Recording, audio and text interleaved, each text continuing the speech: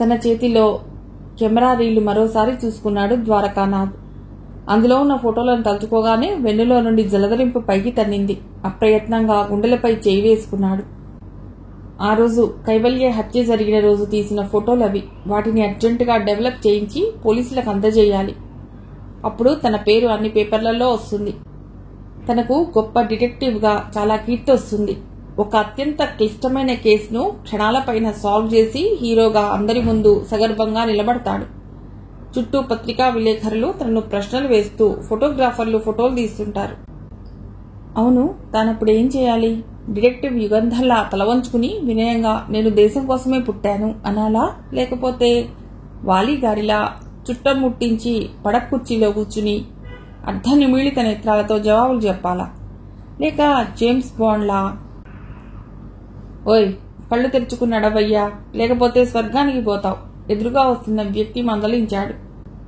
కాని ఊహాలోకంలో ఉన్న ద్వారకానాథ్కు ఆ మాటలు వినబడలేదు. తన లోకంలో తానున్నాడు. ఆ వ్యక్తి కూడా చిత్రమైన మనస్తత్వం కలవాడు. కనిపించిన ప్రతి రంధ్రంలోనూ వెలుపెట్టే తత్వం కొంతమందిలో కనిపిస్తుంది. ఆ వ్యక్తి కూడా అదే బాపతు. నిద్రలో నడుస్తున్నట్లున్న ద్వారకానాథ్ భుజంపై చెయ్యి వేశాడు. అంతే, ద్వారకానాథ్ సిక్స్త్ సెన్స్ పనిచేయటం మొదలెట్టింది. గబుక్కున మోకాళ్లపై కూర్చుని కాలి బూటుకున్న ప్రత్యేకమైన అర నుండి డాగర్ను విసురుగా బయటికి తీశాడు. ఎదురుగా ఉన్న పెద్ద మనిషి పెద్దగా అరిచి వెనక్కు తిరిగి చూడకుండా పరుగులు పెట్టాడు. అప్పటికి ఈ లోకంలోకి వచ్చాడు ద్వారకానాథ్. తన చేతిలోని కత్తి దాచబోయాడు. కానీ అప్పటికే జరగవలసిన డ్యామేజీ జరిగిపోయింది. రోడ్డుపై నడిచే ప్రజలందరూ ద్వారకానాథ్ను టెర్రరిస్ట్లా చూడసాగారు. డ్యూటీలో ఉన్న కానిస్టేబుల్స్ నిమిషాలపై వచ్చేశారు. చిరకత్తి రివాల్వర్ దగ్గర పెట్టుకుని రోడ్డుపై మనుషులను బెదిరిస్తున్న వ్యక్తి దొరికేసరికి వాళ్లకు చాలా ఆనందమైంది. ఎందుకంటే రిక్షా వాళ్లతోనూ బ్లాక్ టికెట్ల వాళ్లతోనూ చిల్లర దొంగలతోనూ వాళ్ల డ్యూటీ వెళ్లిపోతోంది. ఇప్పుడు ఇన్నాళ్లకు ఆంధ్రప్రదేశ్లో ఒక టెర్రరిస్ట్ దొరికాడు. 100 కోతులకు ఒక్క కొబ్బరికాయ మాత్రమే దొరికితే ఎంత హడావుడి అవుతుందో అంతకు రెట్టింపు హడావుడి జరిగింది. అరగంట తర్వాత దత్తాత్రేయ ముందు నిలబడ్డాడు ద్వారకానాథ్. ఏడుపు ఒక్కటే తక్కువగా తన ముందు దీనంగా నిల్చున్న అతన్ని చూస్తే దత్తాత్రేయకు ప్రమాదకారిలా అనిపించలేదు. అందుకే సౌమ్యంగా అడిగాడు, నీ పేరు? ద్వారకానాథ్ అండి. ఏం చేస్తుంటావు? ఒక క్షణం ఆలోచించి చెప్పాడు, డిటెక్టివ్ని. లైసెన్స్ ఉందా? భయపడుతూనే తల అడ్డంగా ఊపాడు ద్వారకానాథ్. వణుకుతున్న కంఠంతో తాను అపరాధ పరిశోధకుడిగా పేరు తెచ్చుకోవాలని పాటలు పడుతున్నట్లు చెప్పాడు. మరి ఈ కెమెరా రీలేమిటి? అడిగాడు దత్తాత్రేయ. కైవల్య సింధూరింటికి రావటం, తాను అనుమానించి వెంబడించటం చెప్పాడు ద్వారకానాథ్. ఆ తర్వాత కుతూహలంగా అడిగాడు దత్తాత్రేయ.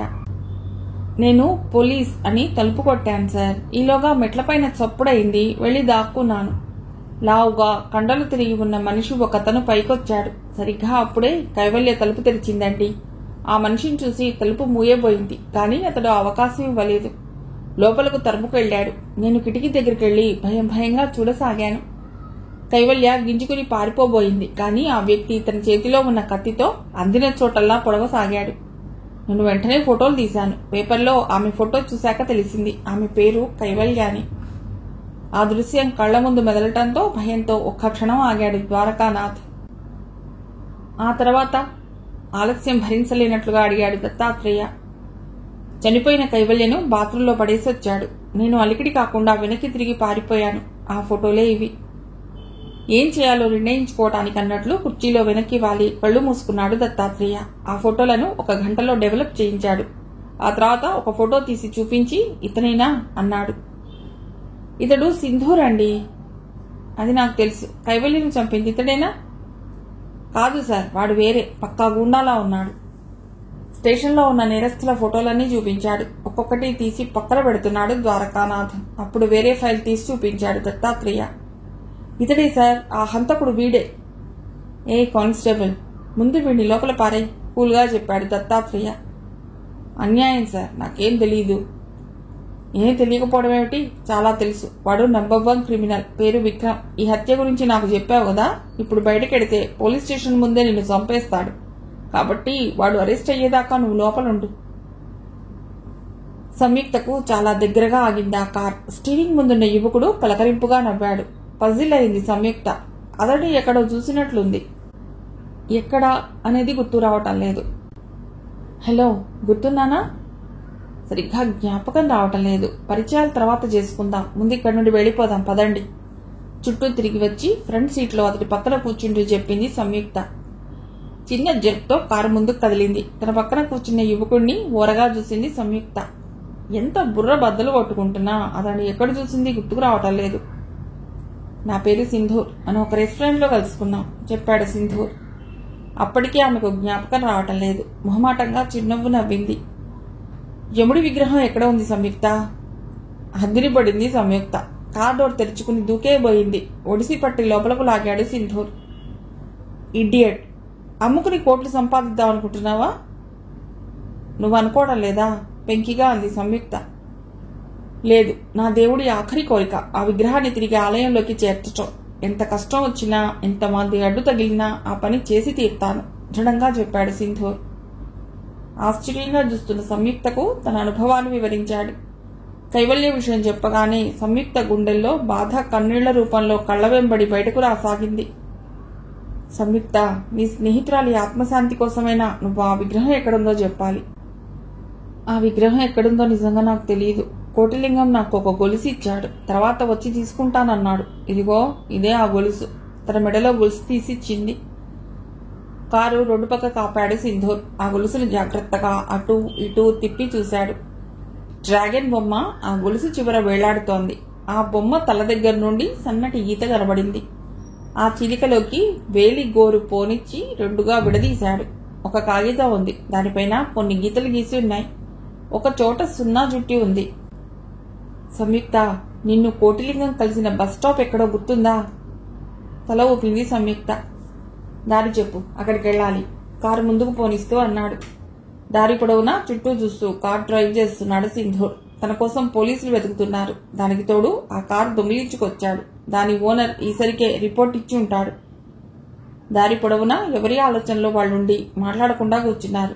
మధ్య మధ్య సంయుక్త ఎటు వెళ్లాలో దారి చెబుతోంది. అదిగో ఆ కనిపించేదే బస్ స్టాండ్. అక్కడే కోటిలింగం నాకు కనిపించింది. మా ఇల్లు ఇక్కడికి దగ్గరే, వెడదాం రండి.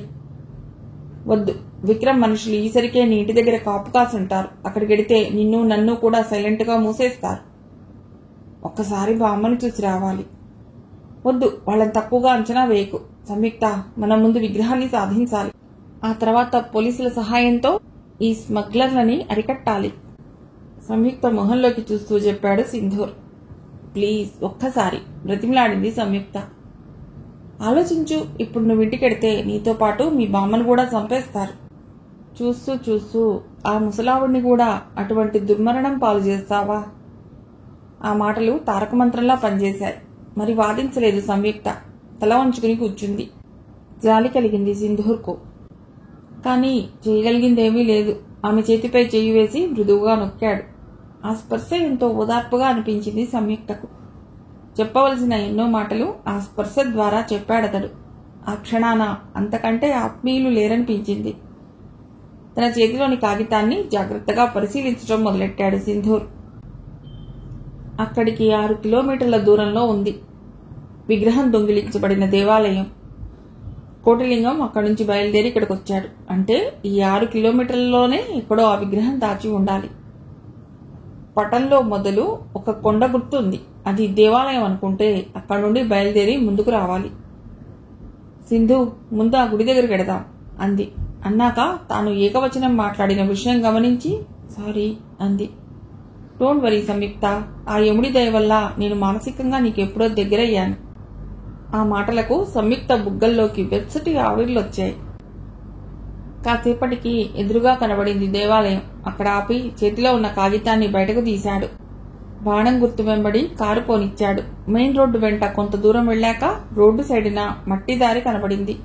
కారు అటు తిప్పాడు. మరికొంత దూరం వెళ్ళాక ఇసుక పర్ర తగిలింది. కారు ఇక ముందుకు వెళ్లనంది. దిగి నడవటం మొదలెట్టారు. ఆ ఇసుక తర్వాత ఓ తోట ఎదురైంది. అక్కడి నుండి సన్నటి కాలిబాట ఉంది. ఆ తర్వాత మళ్లీ గుబురుగా చెట్లు ఎదురయ్యాయి. అక్కడ ఒక పక్కగా ఉంది చిన్న గుడి. అక్కడ ఆగిపోయారు. చేతిలో ప్లాన్ కాగితం చూశాడు. సంయుక్త, బహుశా ఈ కాగితంలో రౌండ్ చుట్టబడిన భాగం ఈ గుడే ఉండాలి. లోపలికి పోయి చూద్దాం. చేతిలోని ప్లాన్ కాగితం సంయుక్తకి ఇస్తూ చెప్పాడు సింధూర్. సంయుక్త మాట్లాడలేదు. ఆ కాగితం పరిశీలిస్తూ ఉండిపోయింది. ఈలోగా సింధూర్ లోపలికెళ్లాడు. అది ఎప్పటిదో పాత రాతి గుడి. అందులో ఉండవలసిన విగ్రహాలు కూడా లేవు. లోపలంతా వెతికి నిరాశగా బయటకు వచ్చేశాడు. సంయుక్త కేసి చూస్తూ పెదవి విరిచాడు. సంయుక్త ఆలోచనలు వేరే విధంగా ఉన్నాయి. ఎంతైనా కోటిలింగం ఇటువంటి విషయాల్లో ఆరితేరిన క్రిమినల్. ఆ పటం ఎవరికి దొరికినా ముందు గుడిలోకే వెడతారని ఊహించలేడా? ఆ గుడి కేవలం తప్పుదారి పట్టించేది మాత్రమే. మరి ఈ సున్నా చుట్టిన భాగం ఏది? చుట్టూ చూసింది సంయుక్త. అంతా చెట్లమయం. రకరకాల చెట్లు. ఒక్కొక్క చెట్టు దగ్గరికి వెళ్లి చుట్టం మొదలెట్టింది. ఆమె ఆలోచన అర్థం కాకపోయినా అనుసరించాడు సింధూర్. ఒక మద్ది చెట్టు దగ్గర ఆగింది. ఆ చెట్టు కాండంపై దేనితోనో గుండ్రంగా చెక్కారు. నిర్మానుష్యమైన ఆ ప్రదేశంలో పనిగట్టుకుని ఎవరు చెక్కారు? సింధూర్ మొహంలోకి చూసింది. అతడికి ఏమీ అర్థం కాలేదు. ఏమిటన్నట్లు చూశాడు. ఆగమని సైగ చేసి చెట్టు చుట్టూ తిరిగింది. ఒక చోట నేలపై మట్టి తిరగబోసినట్లుంది. అంటే అక్కడ తవ్వారన్నమాట. మళ్ళీ సింధూర్ వైపు చూసింది. అయోమయంలో ఉందా శాంతి. మైడియ ముద్దబ్బాయి, ఒళ్ళు పెంచడమే కాదు బుర్ర కూడా పెంచాలి. ఇక్కడ తవ్వి చూడు. సింధూర్ చెవి పట్టుకుని ఆడిస్తూ చెప్పింది. అందుకే ఓ పని చేద్దాం. మనం పెళ్లి చేసుకుందాం. మన పిల్లలకు నా బలం నీ తెలివితేటలు వస్తే ప్రపంచాన్ని వెళ్తారు. కానీ నా సుకుమారం నీ తెలివితేటలు వస్తే ఇలా? ప్రశ్నార్థకంగా చూస్తూ అడిగింది. ఆమె నడుం చుట్టూ చేతులు వేస్తూ దగ్గరకు లాక్కున్నాడు. అప్పుడు కనిపించాయి ఆమె బుగ్గలపై ఎర్రటి చారలు. సంయుక్త చేతులు కూడా కాలి బొబ్బలెక్కాయి. సదాశివం పెట్టిన హింసల గుర్తులవి. ఆప్యాయంగా ఆమె తలపై చేయి వేసి నిమిరాడు. తల్లి రెక్కల చాటున దాగే పక్షి పిల్ల అతడి ఛాతీపై తల ఆనించి అతడి చేతుల మధ్య ఇమిడిపోయింది. సంయుక్త నుదుటిపై ముద్దు పెట్టాడు. ఆ తర్వాత కనురెప్పలపై, ఆ పైన 2 బుగ్గలపై, ఆ పైన గడ్డం పైన, ఆఖరున పెదవులను అందుకున్నాడు. తన్మయత్వంగా కళ్ళు మూసుకుంది సంయుక్త. నుదుటిపైన ముద్దు పూర్వజన్మల నుండి నీకోసం ఎదురు చూస్తున్నానని చెబుతుంటే, కనురెప్పలపైన ముద్దు నా కలల సుందరి నీవేనని చెబుతుంటే, బుగ్గలపైన ముద్దు నీ తోడు నీడ నేనని వాగ్దానం చేస్తుంటే, గెడ్డంపై ముద్దు నా ప్రాణానివని గుణుస్తుంటే, పెదవులపై ముద్దు నాతి చిరామి అంటుంటే ఆమె పరవశంతో కళ్ళు మూసుకుంది. అలాగే ఎంతకాలమైనా, ఎన్ని యుగాలైనా ఉండిపోవాలనుంది. ఎన్ని యుగాలైనా. కమాన్ సంయుక్త, ముందు ఇక్కడి నుండి బయటపడాలి. పోలీసుల దగ్గరికి వెళ్ళాలి. బయలుదేరు అన్నాడు సింధూర్. అయిష్టంగా అతడి నుండి విడిపడింది సంయుక్త. ఎండిన కర్ర తీసి గబగబా తవ్వాడు సింధూర్. కొంత లోతు తవ్వాక నల్లటి విగ్రహం కనబడింది. ఆ విగ్రహాన్ని చూస్తూనే అప్రయత్నంగా వెన్నులో చలిగాలి రివ్వున స్పృశిస్తూ పరిగెడుతున్నట్లుగా కంపించిపోయాడు సింధూర్. ఎందుకో సంయుక్తకు కూడా అదే భావన కలిగింది. ఎన్ని జీవులను బలికొన్నదా మృత్యుదేవత. ఎందరి ప్రాణాలు పోయాయి. కేవలం తన స్థానాన్ని కదిపిన పాపానికి రక్తపుటేళ్లు ప్రవహింపజేస్తున్నాడా రక్తపిపాసి. అప్రయత్నంగా చేతులు జోడించింది సంయుక్త. జాగ్రత్తగా ఆ విగ్రహాన్ని బయటకు తీశాడు సింధు. నిత్యం గంజాయి ధూపం వల్ల ఆ విగ్రహం పైనుండి గంజాయి వాసన వస్తోంది. కారు దగ్గరకు నడిచారిద్దరు. విగ్రహాన్ని వెనక సీట్లో పడుకోబెట్టాడు. కారు రివర్స్ చేసి ముందుకు పోనిచ్చాడు. మెయిన్ రోడ్ పైకొచ్చాక కారు వేగం పెంచాడు సింధు. సాయంత్రం అయింది. సరిగాలి రివ్వున వీస్తోంది. కీల చెంగు తలపైకి లాక్కుని సింధూర్కి దగ్గరగా జరిగింది సంయుక్త. ఆకాశాన పశ్చిమ దిశగా మేఘమాలికలు ఎర్రగా ఉన్నాయి. అన్నీ రక్తరాగరంజితాలే. వాటి అంచులు మాత్రం సూర్యకిరణాలు సానపట్టినట్లు వెండి తీగల్లా మెరుస్తున్నాయి. సింధు అతడి భుజంపై తలవాలుస్తూ పిలిచింది సంయుక్త. ఏమిటి? మన పరిచయం వయసెంత? కొన్ని గంటలు. మరి ఏమిటి మరి? ఇలా ఎలా దగ్గరైపోయామా అనుకుంటున్నావా? ప్రేమ అనేది ఎప్పుడు ఎలా కలుగుతుందో తెలియదు అన్నాడో కవి. చెప్పాడు సింధు. ఈ మాట ఇప్పటికి ఎంతమందితో చెప్పావు? చిలిపిగా అంది. ఏ మాట? అదే ఐ లవ్ యూ అనే మాట. నీతో కలిపి 3. అదే పద్ధతిలో చెప్పాడు. ఠక్కున సరిగ్గా కూర్చుంది సంయుక్త. ఏమైంది? ఆశ్చర్యంగా అడిగాడు సింధూర్. ఈసరికి కిటికీ దగ్గరకు వెళ్లిపోయింది. బిగ్గరగా నవ్వాడు సింధూర్. రోషంతో మీదకు దూకి పిడికిళ్లతో బాధ సాగింది. ఓకే, ఇక చాలు, యాక్సిడెంట్ అవుతుంది అన్నాడు సింధూర్. కొంచెం దూరం వెళ్ళాక మళ్లీ అడిగింది. సింధు, మిగిలినిద్దరు ఎవరు? ఎవరు? అదే నువ్వు ప్రేమిస్తున్నానని చెప్పిన వాళ్ళు గారంగా అడిగింది. 1 మా అమ్మ, 2 మా టీచర్, 3 నువ్వు చెప్పాడు సింధూర్. సంయుక్త మూతి అందంగా తిప్పింది. ఒక చేత్తో దగ్గరకు లాక్కుని ఆ బుల్లి నోటిని మరింత అందంగా ముద్దుగా మూశాడు సింధూర్. ఆ 4 పెదవుల కలయికలో మాధుర్యం ఎంతకు తీరటం లేదు. హఠాత్తుగా ముందుకు చూసిన సంయుక్త కళ్ళు పెద్దవయ్యాయి. కారు సిటీలోకి ప్రవేశించింది. సింధూర్ ఏకాగ్రత దెబ్బతినటంతో వంతెన పైన పేవ్మెంట్ పైకి ఎక్కబోతోంది. ఒక చేత్తో స్టీరింగ్ పక్కకు తిప్పింది సంయుక్త. కారు పక్కకు తిరిగి ఒక టెలిఫోన్ స్తంభాన్ని గుద్ది ఆగింది. అప్పటికి సింధూర్ మత్తు వదిలింది. సంయుక్తను విడిచిపెట్టి చుట్టూ చూశాడు. అప్పుడే చీకట్లు ముసిరాయి. సిటీలోకి ప్రవేశించారు. కానీ నగరం చివర కావటంతో నిర్మానుష్యంగా ఉంది. యముడి విగ్రహాన్ని తీసుకుని కాలినడకన అక్కడి నుంచి బయలుదేరారు. సరాసరి దత్తాత్రేయ ఉన్న స్టేషన్ కు నడిచారు. పోలీస్ స్టేషన్ కొంత దూరంలో ఉండగా చెప్పాడు సింధూర్. సంయుక్త, నువ్వు ఇన్స్పెక్టర్ దత్తాత్రేయ దగ్గరకు వెళ్లి ఈ విగ్రహం ఇచ్చి జరిగింది చెప్పు. నేను నంబియార్ వద్దకెడతాను. రేపు నా జీవిత లక్ష్యానికి చేరువయ్యే రోజు. నా ప్రాణం ఇచ్చైనా పగ తీర్చుకోవలసిన రోజు.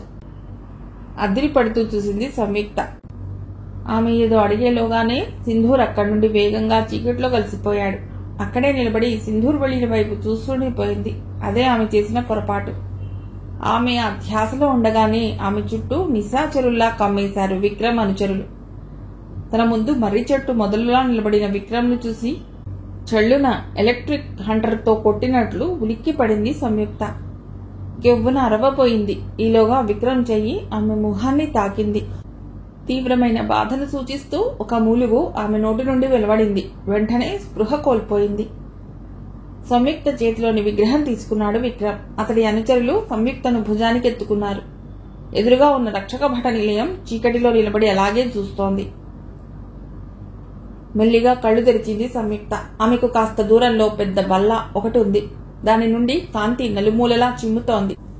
దాహంతో ఎండిపోయిన పెదవులను నాలుకతో తడుపుకోవటానికి ప్రయత్నించి విఫలమైంది. కళ్ళు సగం తెరిచి చుట్టూ చూసింది. అసలైన హీరోలంతా అక్కడే ఉన్నారు. విక్రమ్, అతడి అనుచరులు. ఒక ఆంగ్లో ఇండియన్ చుట్టూ నిలబడ్డారు. టేబుల్ లైట్ వెనక చీకటిలో ఇంకో ఆకారం ఉంది. చీకటిలో ఆ శాల్తీ ఎవరో తెలియటం లేదు. శభాష్ విక్రమ్, మొత్తానికి విగ్రహం సంపాదించాం. ఒక పని పూర్తయింది. రేపు దీన్ని మన ఓడ ఎక్కించి దేశం నుండి బయటకు పంపేయటమే మిగిలింది చెప్పాడు ఆ చీకటి మనిషి. దీన్ని ఏం చేయమంటారు సార్? సంయుక్తను చూపిస్తూ అడిగాడు విక్రమ్. నీ వ్యాపారానికి ఉపయోగించుకో. ఇక సింధూర్ విషయం విల్లీ ఫోర్డ్ చూస్తాడు. తప్పకుండా సార్, రేపే వాడికి నాకు పోటీ. ఆ ఎరీనా నుండి మా ఇద్దరిలో ఒకళ్ళు మాత్రమే బయటకు వస్తారు. ఒకరు విజయాన్ని వరిస్తే ఇంకొకరు మృత్యువుని ముద్దాడతాం చెప్పాడు విల్లీ ఫోర్డ్. వెంటనే సంయుక్త గుండెలు దడదడలాడాయి. తను, సింధు కూడా ప్రమాదంలో ఉన్నారు. ఏమైనా తను ఇక్కడి నుండి బయటపడాలి. ఎలా? సడన్ గా 4 చేతులు ఆమెను ఒడిసి పట్టుకున్నాయి. ఆ క్షణంలోనే ఆమె శరీరం గాల్లోకి లేచింది. విక్రమ్ అనుచరులు ఆమెను అక్కడి నుండి మోసుకుపోయారు. ద్వారకానాథ్ చెప్పిన దానివల్ల, తన చేతిలోని ఫోటోల వల్ల ఈ హత్య సింధూర్ చేయలేదని రుజువైంది దత్తాత్రేయకు. అంతేకాదు, తన పై ఆఫీసర్ అయిన ప్రహ్లాద్ విక్రమ్ కు సహాయం చేశాడని రూఢి అయింది. తన డ్రాయర్ కింద అరతాళం తీశాడు దత్తాత్రేయ. ఒక టేప్ రికార్డర్ ఉంది. ఆ మధ్య అతడి స్నేహితుడు ఫారెన్ నుండి తెచ్చి అతడికి ప్రెజెంట్ చేశాడది. టేప్ రికార్డర్ పక్కనే ఉన్న చిన్న మైక్రోఫోన్ బటన్ తీసి షర్ట్ కు తగిలించుకున్నాడు. ఒకసారి టేప్ సరిగ్గా పనిచేస్తుందో లేదో అని టెస్ట్ చేసుకున్నాడు. ఆ తర్వాత ప్రహ్లాద్ రూమ్ కు బయలుదేరాడు. What happened Dattatreya? ప్రశ్నించాడు ప్రహ్లాద్. సార్, కైవల్యను సింధూర్ హత్య చేయలేదు. ఇవిగో ఈ ఫోటోలు చూడండి. వీడు పాత క్రిమినల్ సార్. వీడి పేరు విక్రమ్. వీడే అమ్మాయిని చంపాడు. స్టిఫ్ గా సాల్యూట్ చేసి చెప్పాడు. ఆ ఫోటోలు చూస్తూనే ప్రహ్లాద్ మొహంలో రంగులు మారాయి. ఆ ఫోటోలు ఇక్కడ పెట్టి నువ్వు వెళ్ళిపో. విక్రమ్ ని అరెస్ట్ చేయమంటారా సార్? Non sense. ఇటువంటి చెత్త ఫోటోలతో ఒక పెద్ద మనిషిని ఎదుర్కోవటం బుద్ధి తక్కువ పని. వాడు పెద్ద మనిషి కాదే సార్, ఒక క్రిమినల్, మర్డరర్. నో, నీవు అనవసరపు విషయాల్లో కలుగజేసుకోకు Dattatreya. Mind your own duty కటువుగా చెప్పాడు ప్రహ్లాద్. ఇది కూడా నా డ్యూటీయే సార్. ఒక క్షణం దత్తాత్రేయ మొహంలోకి చూశాడు ప్రహ్లాద్. భావరహితంగా చూస్తున్న అతని మొహంలో ఎటువంటి ఫీలింగ్స్ కనబడలేదు. బీ కేర్ఫుల్ చెప్పాడతడు. నీవు నేనేం చెబితే అది చేయటానికి మాత్రమే ఉన్నావు. నీ అభిప్రాయాలు వినే అవసరం నాకు లేదు. అయినా పెద్దవాళ్ల గొడవలు నీకు అనవసరం. టేబుల్ పైన పేపర్ వెయిట్ ఒకసారి గుండ్రంగా తిప్పాడు. ఆ ఫోటోల విషయం మర్చిపో. విక్రమ్ సంగతి నీకు తెలియదనుకో. కాదు అని ఈ విషయంలో తలదూరిస్తే వాళ్ళు మంచివాళ్లు కాదు. నీ కుటుంబాన్ని దిక్కులేని దానిలా మార్చేస్తారు. నీ మంచి కోరే చెప్తున్నాను, నా మాట విను అనునయంగా చెప్పాడు ప్రహ్లాద్. అయితే నేను విన్నది నిజమేనన్నమాట. ఏమిటి? అనుమానంగా అడిగాడు. మీరు విక్రమ్ దగ్గర లంచాలు పుచ్చుకుంటున్నారు. అతడి కోసం మీ అధికారాన్ని దుర్వినియోగం చేస్తున్నారు. అంతే. ప్రహ్లాద్కు ఆవేశం తన్నుకొచ్చింది. టేబుల్ పై పిడికిలితో బలంగా గుద్దాడు. అవును, నేను లంచాలు తీసుకుంటున్నాను. డబ్బు తీసుకుని ఆ స్మగ్లర్ను అలా వదిలేశాను. లంచం తీసుకునే సింధూర్ను అరెస్ట్ చేయించాను. ఆ కేసుతో నీకు సంబంధం లేకుండా చేశాను. నాకు ఆ విగ్రహం దొరికితే విక్రమ్కే అందజేస్తాను. సింధూర్ దొరికితే లాకప్లో చంపేస్తాను. ఇప్పుడు చెప్పు, నువ్వు నన్నేమైనా చేయగలవా? లేదు. కానీ నేను తలుచుకుంటే నీ బతుకు తెల్లారిపోతుంది. జాగ్రత్త అరిచాడు ప్రహ్లాద్. బండరాయిలా ఉన్న దత్తాత్రేయ మొహంలోకి చిరునవ్వు తన్నుకొచ్చింది. ఆ గదిలో నుండి బయటకు వచ్చాడు. తన టేబుల్ సరుకులోని టేప్ రికార్డర్ ఆన్ చేసి చూశాడు. అంతా కరెక్ట్గా వచ్చింది. డీజీపీ చాలా నిజాయితీపరుడు. ఇటువంటివి ఏమాత్రం సహించడాయన. గబగబా 4 టేపులు రికార్డ్ చేశాడు దత్తాత్రేయ. 2 పొడవు ఎన్వెలప్స్ బయటకు తీశాడు. ఒక క్యాసెట్ అందులో పెట్టి డీజీపీ పేరు రాశాడు. మరొక దానిలో ఇంకో క్యాసెట్ పెట్టి హోమ్ మినిస్టర్ పేరు రాశాడు. మిగిలిన క్యాసెట్స్ తన జేబులో పెట్టుకున్నాడు. వాటిని బ్యాంక్ లాకర్లో పెట్టదలుచుకున్నాడు. తలపై క్యాప్ పెట్టుకుని బయటికి నడిచాడు దత్తాత్రేయ. తన ముందు నిలబడ్డ సింధూర్ కేసి నమ్మలేనట్లుగా చూశాడు నంబియార్. సింధూర్ వస్తాడనే ఆశ అతడికి ఆ క్షణం వరకు లేదు. బాబా, జైలర్ సాబ్ని ఆ విలీఫోర్డ్ చంపేశాడు చెప్పాడు సింధూర్. ఆ ఒక్క మాటలో అన్నీ అర్థమయ్యాయి నంబియార్కు. అతడి మొహంలో కూడా ఎక్కడ లేని కాఠిన్యం వచ్చేసింది.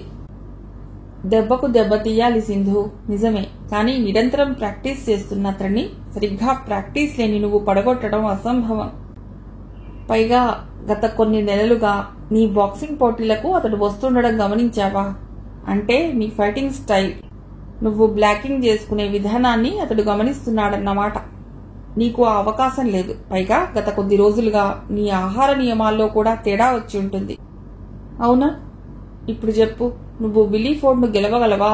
అడిగాడు నంబియార్. నిస్సహాయంగా భుజాలెగరవేశాడు సింధూర్. నంబియార్ చెప్పిన ప్రతి మాట నిజమని అతడికి తెలుసు. కానీ ఇప్పటికీ నీకు అవకాశం ఉంది సింధు చెప్పాడు నంబియార్. చెప్పండి మాస్టర్, ఏమిటది? విలీఫోర్డ్ ఫైటింగ్స్ క్యాసెట్ సంపాదించాను. జాగ్రత్తగా గమనించు. అతడి వీక్ పాయింట్ పట్టుకో. నీ బ్లాకింగ్ స్టైల్ మార్చేయి. అటాకింగ్ స్టైల్ మార్చనవసరం లేదు. రా కూర్చో. సింధూర్ కనపడకపోయినా నంబియార్ ఊరుకోలేదు. తన శిష్యుడి విజయానికి బాట వేసే ఉంచాడు. వీడియో ముందు కూర్చున్నాడు సింధూర్. విలీఫోర్డ్ చేసిన ఫైట్స్ కొన్ని ముఖ్యమైనవి అందులో ఉన్నాయి. దాదాపు 4-5 గంటలు అలా చూస్తూ కూర్చున్నాడు. అది ఈ మధ్యకాలంలో చాలా మంది క్రీడాకారులు అనుసరిస్తున్న పద్ధతి. జో బగ్నర్ను ఓడించటానికి బ్రూనో ఇలాగే అతడి క్యాసెట్స్ చూశాడంటారు. అందుకే జోని అంత తేలిగ్గా ఓడించాడని వాదించేవాళ్లు ఉన్నారు. మొదటి 3 రౌండ్లు జో అతిగా ఫైట్ చేస్తాడని, ఆ తర్వాత అలసిపోతాడని బ్రూనో కనిపెట్టాడు. అందుకే ఆ ఫైట్ ని 10 రౌండ్ల వరకు సాగదీసి అప్పుడు జోని చిట్టుగా కొట్టాడు. అలాగే 1987 రిలయన్స్ కప్ పోటీలలో క్లిష్టమైన మణీందర్ సింగ్ బౌలింగ్ కు గ్రాంహమ్ గూచ్ ఇలాగే మందు కనిపెట్టాడు. దాదాపు 2 రోజులు వీడియోని అంటిపెట్టు కూర్చుని మణీందర్ బౌలింగ్ ను స్వీప్ షాట్ ద్వారా చిట్టు చేయవచ్చని గ్రహించాడు. అందుకే ఎంతో ఎకనామికల్ గా చెప్పబడే మణీందర్ సెమీఫైనల్స్ లో 80 పరుగులకు పైగా ఇచ్చాడు. విజయం ఇంగ్లాండ్ టీంది అయింది. చాలాసేపటి తర్వాత చేతిలో యాపిల్ జ్యూస్ గ్లాసులతో అతడి పక్కకు వచ్చి కూర్చున్నాడు నంబియార్. ఏమైనా తెలిసిందా? ఒక గ్లాస్ సింధూర్కి ఇస్తూ అడిగాడు నంబియార్. తల ఊపాడు సింధూర్. ఏమిటి? చైన్ సర్కిల్లో ప్రత్యర్థి హుక్ చేసే పాటలు అతన్ని ఇబ్బంది పెడుతున్నాయి. డిఫెన్స్ కంటే అటాకింగ్ కు ఎక్కువ ప్రాధాన్యం ఇస్తున్నాడు. ఎదుటివాడు కొట్టే లైట్ మిడిల్ పంచెస్ భుజంతో ఆపే బదులు తల ఉంచి తప్పుకుంటున్నాడు. నంబియార్ కళ్లలోకి ఉత్సాహం వరదలా తన్నుకొచ్చింది. సింధూర్ భుజం తట్టాడు. నువ్వు చేయవలసిందేమిటో తెలుసా? నేను చెప్పనవసరం లేదు. నీ డిఫెన్స్ సిస్టమ్ మాత్రం పూర్తిగా మార్చుకో. అటాక్ చేయడం మాత్రం పూర్తిగా అదే పద్ధతి. ఇక నిద్రపో, పొద్దుటే లేపుతాను. బాక్సర్ ఎప్పుడూ ఆహార విషయంలోనూ నిద్ర విషయంలోనూ నియమబద్ధంగా ఉండాలి. చెప్పాడు. లోపలి గదిలోకి వెళ్ళిపోయాడు సింధూర్. తనను ఆ గదిలో మంచంపై పారేశాక చాలాసేపు కదలకుండా పడుకునింది సంయుక్త. ఆ తర్వాత కనురెప్పల గుండా చుట్టూ చూసింది. ఎవరూ లేరు. చుట్టుగా లేచి కూర్చుంది. ఆ గది ఒక స్టూడియో మాదిరిగా ఉంది. పెద్ద పెద్ద ఫ్లడ్ లైట్స్, ఒక పెద్ద మంచం వగైరా హంగామాలతో నిండి ఉంది. ముందు ఇక్కడి నుంచి బయటపడాలి. తలుపు వైపు కదలబోయి ఆగింది. ఆ గదిలో ఒక ఫుల్ హ్యాండ్స్ షర్ట్, ఒక ప్యాంట్ ఒక మూలగా వేలాడుతున్నాయి. గబగబా తన వంటిపైని చీర వదిలేసి ప్యాంటు షర్టు తొడుక్కుంది. జుట్టు కొప్పులాగా నెత్తిపైకి చుట్టుకుంది. షర్ట్ లూజుగానే ఉన్న ప్యాంట్ టైట్ అయింది. అయినా ఇప్పుడు పరిగెత్తడం చాలా సులభం. తలుపు దగ్గరగా నడిచింది. ఆ తలుపు బయటకు గొళ్ళెం వేశారు. తలుపు పైన కొద్దిగా ఖాళీ ఉంది. తలుపు పక్కన ఉన్న అలమరాలు ఎక్కి ఆ ఖాళీలోకి వేలు పోనిచ్చింది. తేలిగ్గానే అవతలి వైపు గొళ్ళెం ఊడొచ్చింది. తలుపు కొద్దిగా తెరిచి బయటకు చూసింది. నిర్మానుష్యంగా ఉంది వరండా. బయటకు వచ్చేసింది. ఒక పక్క మేడమెట్లు కనబడ్డాయి. పైకి ఎక్కేసింది. 2వ అంతస్తులో లైట్లు వెలుగుతున్నాయి. ఊరగా తెరిచి ఉన్న ముఖద్వారం గుండా లోపలికి చూసింది. లోపల ఒక టేబుల్పై కూర్చుని ఉన్నాడు విక్రమ్. అతడి చుట్టూ అతడి అనుచరులు కూర్చున్నారు. ఉలిక్కిపడి నిశ్శబ్దంగా అడుగులు వేస్తూ మెట్లెక్కింది. అది ఓపెన్ టెర్రస్. ఒక చిన్న కొండపై ఉందా బిల్డింగ్. చుట్టుపక్కల మరి ఇళ్లు లేవు. అప్పుడు తెలిసింది తను చేసిన పొరపాటు. తను కిందకు వెళ్లవలసింది పోయి పైకొచ్చింది. ఇప్పుడు బయటకు వెళ్లాలంటే మళ్లీ కిందికి వెళ్ళాలి. భగవంతుడిపై భారం వేసి అక్కడే నక్కింది సంయుక్త. ఆ గదిలోకి వస్తూనే నిశ్చేష్టుడైపోయాడు విక్రమ్. ఖాళీగా ఉంది గది. లోపల మంచంపై ఉండవలసిన సంయుక్త లేదు. మండిపడ్డాడతడు. ఏనుబోతులా అరిచాడు. విక్రమ్ ఒక రియల్ శాడిస్ట్. మనిషి రూపంలోని రాక్షసుడు. అతడి భార్య పూర్వం అతడిని విడిచి మరొకటితో లేచిపోయింది. వారం రోజుల్లో ఆ ఇద్దరిని కత్తికొక కండగా నరికి పారేశాడు విక్రమ్. కానీ ఆడవాళ్లపై కసి అతడి మనస్సులో అలాగే ఉంది. అందుకే ఆడదాన్ని హింసించే అవకాశం వస్తే ఊరుకోడు. ఒకసారి రతిలో అతడితో పాల్గొన్న ఆడది సృష్టికార్యం అంటేనే భయపడిపోతుంది. సంయుక్త వల్ల ఎంతో ఆనందం పొందుదామని వచ్చాడతడు. ఇక్కడ చూస్తే ఖాళీ మంచం వెక్కిరించింది. తన మనుషులను బయటకు తోలాడు. అందరూ బయటకు వెళ్లిపోయాక ఐడియా వచ్చింది. ఒకవేళ పైకి వెళ్లి ఉంటే.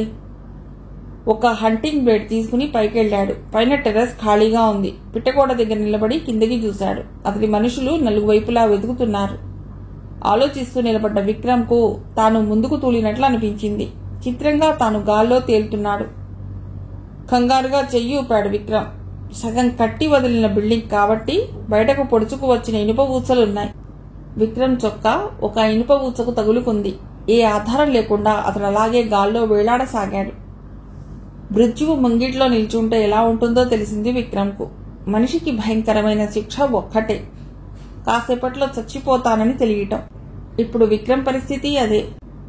మృత్యుదేవత నగ్నంగా కరాళ నృత్యం చేస్తున్నట్లుంది. తలెత్తి చూశాడు. సంయుక్త నిలబడి ఉంది. పళ్ళు కొరుకుతూ కాళ్ళు చేతులు గింజుకున్నాడు. ఆ మాత్రం కదలిక చాలు. అతడి చొక్కా చిరిగిపోయింది. అతడి శరీరం వేగంగా కిందకు జారింది. అంతకంటే వేగంగా ఎదురొచ్చింది నేల. 2గా విచ్చిపోయింది అతడి తల. స్థానభ్రంశం చెందిన సమవర్తికి మరో కవళం దొరికింది. విక్రమ్ శవాన్ని చూడలేక గిరున వెనక్కి తిరిగి ముందుకు పరిగెత్తింది సంయుక్త. కిందకు పరిగెత్తి మెట్లు వేగంగా దిగసాగింది. సంయుక్త పిలిచారెవరో. ఉలిక్కిపడి అటు చూసింది సంయుక్త. అతడు జాక్సన్, తన బాస్. ఇక్కడ ఎలా ఉన్నాడు? సంయుక్త ఆలోచనలు చదివినట్లు నవ్వాడు జాక్సన్. ఈ బిజినెస్ నాదేనమ్మా. నేనే దీని లీడర్ని. నాకెందుకో నువ్వు మొదటి నుండి సమర్థురాల్లా అనిపించావు. అందుకే ఆ ఉద్యోగం ఇచ్చాను. విక్రమ్ నిన్ను తక్కువగా అంచనా వేసి దెబ్బతిన్నాడు. నేను అలా కాదు. ఇంతలో ఒక వ్యక్తి పరుగున వచ్చాడు. పోలీసులు వచ్చేశారు. మనల్ని చుట్టుముట్టారు అరుస్తూ చెప్పాడు. కలవరపాటుగా అటు చూశాడు జాక్సన్. తిరిగి ఇటు చూసేసరికి ఎదురుగా ఉండవలసిన సంయుక్త లేదు. ఆమె షార్ప్నెస్ కి ఆశ్చర్యపోయాడు జాక్సన్. మెరుపులా లోపలికి వెళ్లి ఒక బ్రీఫ్ కేస్తోనూ యముడి విగ్రహంతోనూ బయటకొచ్చారు. కారిడార్లో ఉన్న తన కారు స్టార్ట్ చేసి అమితమైన వేగంతో పోనిచ్చాడు. రైఫిల్ నుండి వెలువడిన తూటాలా ముందుకురికింది కారు. భంగు తాగిన ఏనుగులా గుడ్డిగా దూసుకువస్తున్న కారును చూస్తూనే చెల్లా చెదురయ్యారు పోలీసులు. జాక్సన్ చేతిలో స్టీరింగ్ విష్ణు చక్రంలా తిరిగింది. అడ్డం వచ్చిన గేటు విరగ్గొడుతూ ముందుకు సాగింది. కొంతమంది పోలీసు ఆఫీసర్లు జాక్సన్ ని వెంబడించారు. మరికొందరు బంగళాలోకి వెళ్లారు. అదే వేగంతో ముందుకెడుతోంది జాక్సన్ కారు. అడ్డం వచ్చిన వాహనాలను అదరగొడుతూ ముందుకు సాగాడు. హఠాత్తుగా ఒక మలుపు ఎదురైంది. అక్కడ కొందరు కారు ఆపడానికి ప్రయత్నించారు. ఆగలేదు జాక్సన్. కానీ మలుపు తిరిగాక అర్థమైంది. దారిలో ఒక ఎలక్ట్రిక్ స్తంభం పడిపోయింది. ఆగేలోగానే జాక్సన్ కారు ఆ స్తంభం పైకి ఎక్కింది. అంతే, అతడి కారు విద్యుత్ వాహకమైంది. ఎలక్ట్రిక్ చైర్లో కూర్చున్న వాడిలా మాడిపోయాడు జాక్సన్. చుట్టూ జనం హోరుతో తుఫాను సమయంలో నడి సముద్రంలో ఉన్నట్లుంది. చుట్టూ వరుసలుగా కొన్ని వేల మంది కూర్చుని ఉన్నారు. ఆ జనం మధ్య నుండే ఒకవైపు నుండి విలీఫోర్డ్ వచ్చాడు. మరొక వైపు నుండి సింధూర్ వచ్చాడు. సింధూర్ ఎరుపు రంగు కొస నుండి బరిలోకి ప్రవేశించాడు.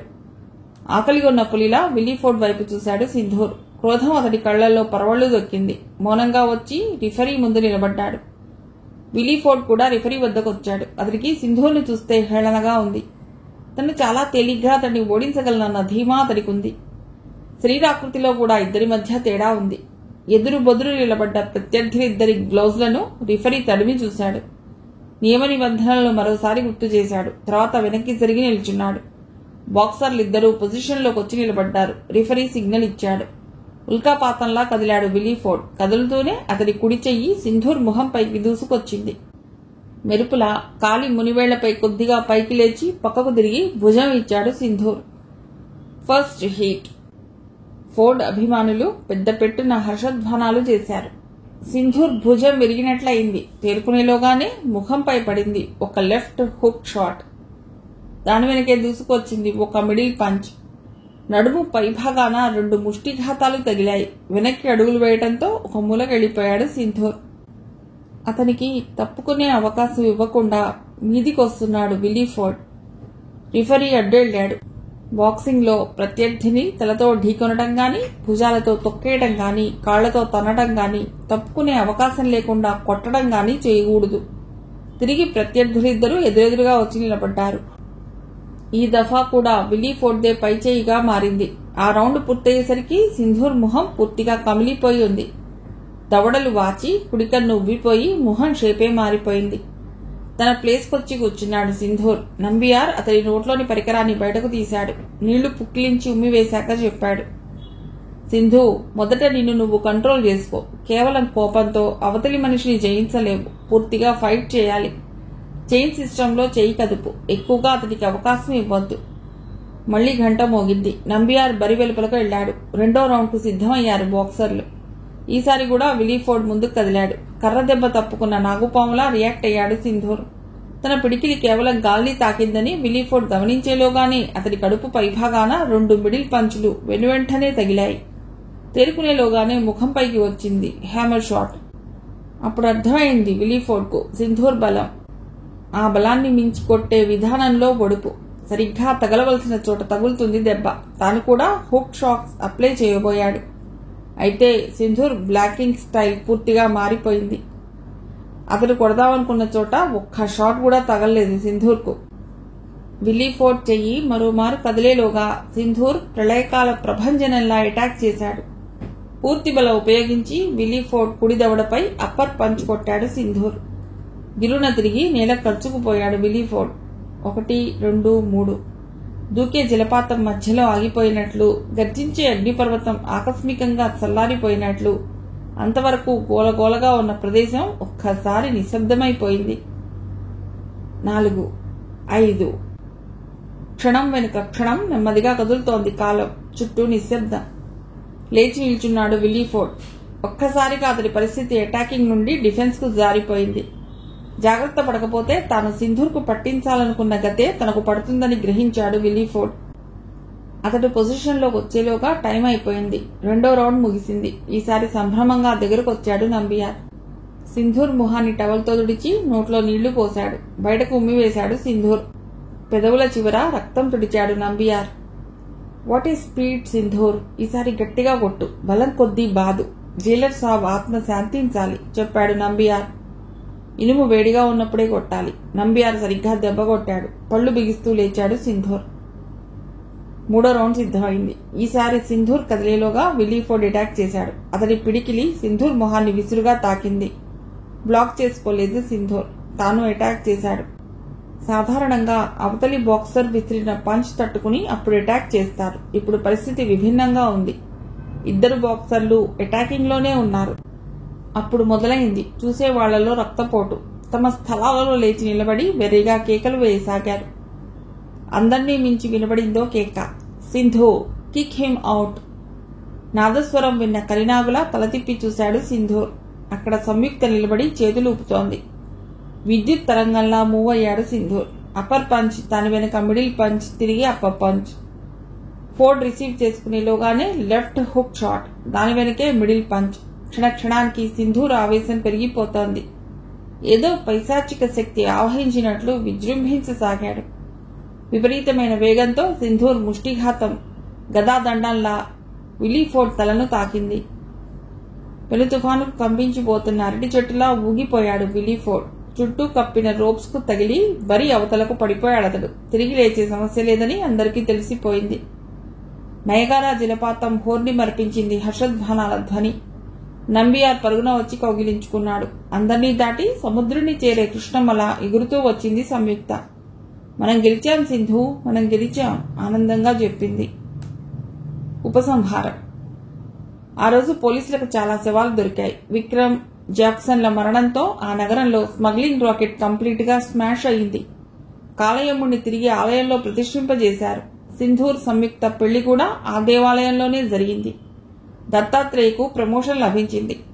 అయితే పేపర్ చూసిన బామ్మ మాత్రం చాలా బాధపడింది. జాక్సన్ తన కొడుకు గణేష్ అని. ఆమె ఎవరితోనూ ఎప్పుడూ చెప్పలేదు. పేపర్లో పడ్డ కొడుకు ఫోటో చూసి 2 కన్నీటి బొట్లు రాల్చింది అంతే.